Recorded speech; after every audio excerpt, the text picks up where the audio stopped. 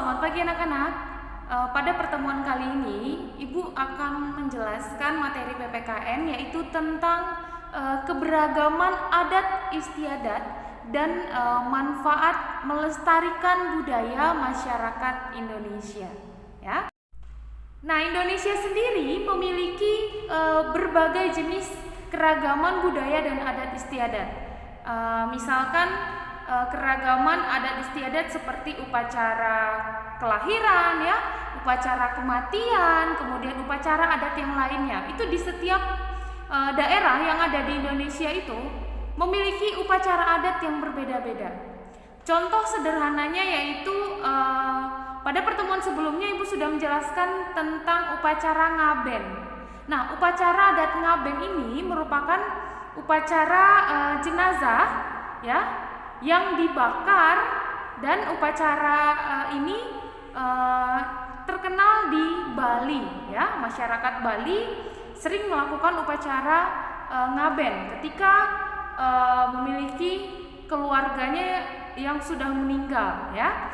Sedangkan di Toraja di Sulawesi itu upacara adat untuk jenazah atau untuk keluarga yang sudah meninggal itu biasanya disimpan di gua-gua, ya. Jadi tidak dibakar, tidak dikubur, ya, tidak dikubur di dalam tanah, tapi diletakkan di dalam sebuah peti. Kemudian peti tersebut diletakkan di sebuah gua, ya. Itu adat dari masyarakat Toraja, ya. Nah, selain itu keragaman adat dan keragaman budaya Indonesia itu juga sangat terlihat pada keragaman pakaian adat, ya, kemudian keragaman rumah adat yang ada di Indonesia, ya. Nah, kemudian ada lagi keragaman kesenian. Nah, perlu kalian ketahui bahwa di Indonesia sendiri ada berbagai jenis kesenian, dan itu juga berbeda-beda dari setiap keseniannya. Yaitu ada kesenian apa saja? Nah, yang pertama yaitu seni tari. Lalu yang kedua adalah seni suara. Yang ketiga seni musik. Yang keempat seni pertunjukan. Yang kelima seni sastra. Kemudian yang keenam ada seni kriya atau kerajinan rakyat, ya.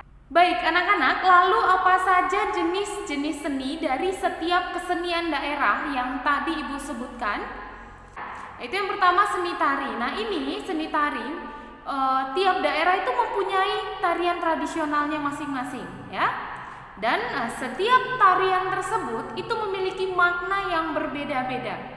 Contoh misalkan tari saman. Nah, tari saman ini memiliki makna yaitu menghormati tamu yang datang. Nah, lalu tari piring. Nah, tari piring ini memiliki makna yaitu kegotong royongan masyarakat, ya. Nah, itu seni tari. Lalu selanjutnya seni suara. Anak-anak, seni suara ini identik dengan lagu-lagu daerah. Misalkan lagu Anging Mamiri, Sajojo, Gundul-Gundul Pacul, kemudian lagu-lagu daerah yang lainnya yang sering kalian dengar, ya. Kemudian ada lagi seni musik. Nah, kalau seni musik ini identik dengan alat-alat musik. Nah, apa saja contoh alat musik daerah yang ada di Indonesia? Misalkan rebana, ya, angklung, kemudian sasando, ya, dan lain sebagainya, ya. Kemudian ada lagi selanjutnya seni pertunjukan. Nah, ada beberapa contoh seni pertunjukan tradisional yang ada di Indonesia, dan ini sudah Ibu jelaskan juga pada pertemuan sebelumnya, yaitu tarling, rudat, wayang. Wayang juga ada jenisnya, itu wayang golek, wayang kulit, ya. Kemudian selanjutnya ada longser, ya.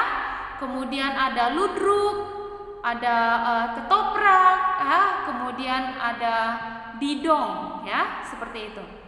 Nah, selanjutnya ada juga seni sastra. Nah, kalau seni sastra Indonesia itu biasanya berkembang dari cerita rakyat, kemudian kesusastraan zaman Hindu-Buddha, lalu kesusastraan zaman Islam, ya. Nah, apa saja contohnya? Nah, ada beberapa contoh cerita rakyat, yaitu yang pertama legenda Malin Kundang, lalu Sang Kuryang, lalu Roro Jonggrang, ya. Itu ada 3 contoh jenis seni sastra yang berasal dari cerita rakyat. Nah, lalu selanjutnya contoh jenis seni sastra yang berasal dari kesusastraan zaman Hindu-Buddha, yaitu yang pertama kisah Arjuna Wiwaha, lalu yang kedua Ramayana, lalu yang ketiga Mahabharata, ya. Itu dari zaman Hindu-Buddha.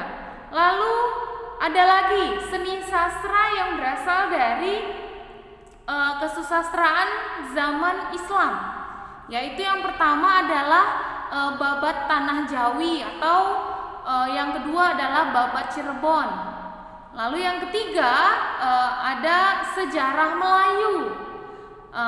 Lalu yang keempat ada sastra tentang Gurindam 12, ya. Nah, itu contoh seni sastra yang berasal dari zaman Islam, ya. Baik anak-anak, selanjutnya yang terakhir adalah seni kriya.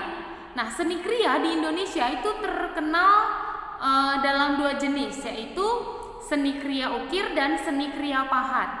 Nah, dalam seni ukir biasanya digunakan untuk menghias rumah adat.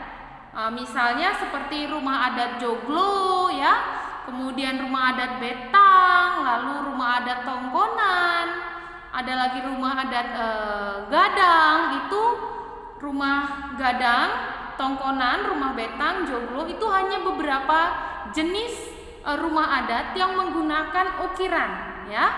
Masih ada jenis rumah adat yang lainnya.